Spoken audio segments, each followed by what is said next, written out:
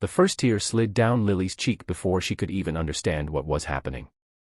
The sound of laughter, cold, sharp, and merciless, echoed down the school hallway. Her backpack had been thrown into a puddle outside, her favorite notebook smeared with mud. And there, standing around her, were 3 girls from her class, smirking, whispering, and recording everything on their phones.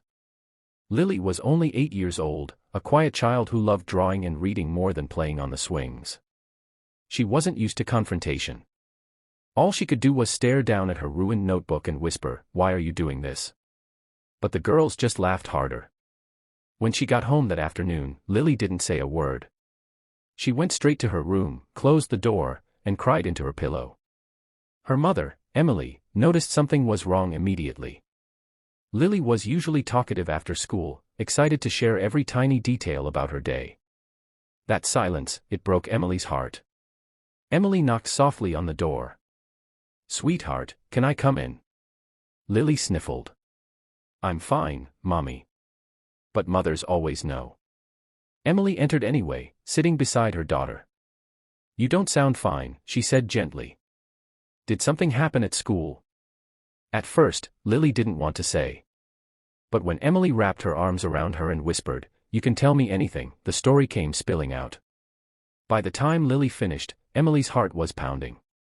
Her little girl, her kind, gentle Lily, had been humiliated in front of everyone. Most parents would have stormed to the school demanding punishment for the bullies. But Emily was different. She sat quietly for a long time, then said something that surprised even Lily. "We're not going to let this break you," she said. "We're going to show them something they'll never forget." The next day, Emily called the school, not to yell, but to ask for permission to visit Lily's class and teach a little lesson about kindness. The principal, unsure but curious, agreed. When Emily walked into that classroom a few days later, every student went silent. They all knew who she was, the mom of the girl who cried. The bullies exchanged nervous glances, expecting her to lash out. But Emily didn't shout. She didn't even mention names. Instead, she carried in a box and began handing out blank sheets of paper to every child. "I want each of you to crumple this paper up," she said softly. Confused, they obeyed. "Now, smooth it back out." They tried, but no matter how much they flattened it, the wrinkles remained. Emily held up her own crumpled sheet. "This paper," she said, "is like a person's heart.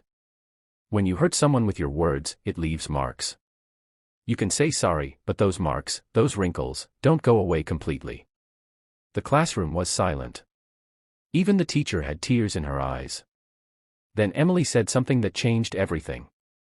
"You see, my daughter, Lily, came home in tears last week because someone decided to wrinkle her heart. But I told her that hearts can heal when surrounded by kindness. So today, we're going to start something new." She pulled out a large poster that read, "The Kindness Wall." On it, every student could write something nice about someone else every day. "If you can wrinkle someone's heart," she said, "you can also smooth it with kindness." The same girls who had bullied Lily looked down in shame. One of them, a tall girl named Harper, raised her hand. "Mrs. Johnson, can I go first?" she whispered. Emily nodded. Harper walked to the front, picked up a marker, and wrote, "Lily is the best artist in our class. I'm sorry for being mean." Lily looked up, shocked. For the first time, Harper's voice sounded genuine. One by one, the other students began adding their own kind words to the wall, about Lily and about each other. The atmosphere in the room shifted from guilt to warmth. From that day on, things changed. Lily no longer sat alone at lunch. The bullies stopped laughing and started helping others. And that kindness wall, it grew so full of messages that the school decided to make it permanent, turning it into a mural for everyone to see. But the story didn't end there. A local news station heard about what happened and interviewed Emily and Lily. Emily's message went viral. She didn't shame the bullies, she taught an entire community about empathy, forgiveness, and the power of choosing kindness over anger.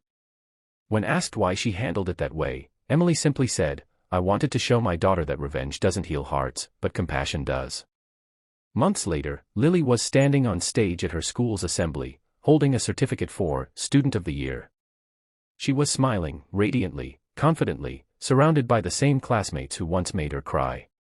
As she gave a small speech, she said, "My mom taught me that even if someone hurts you, you can still choose to be kind. And sometimes, that kindness changes everything." The auditorium erupted in applause.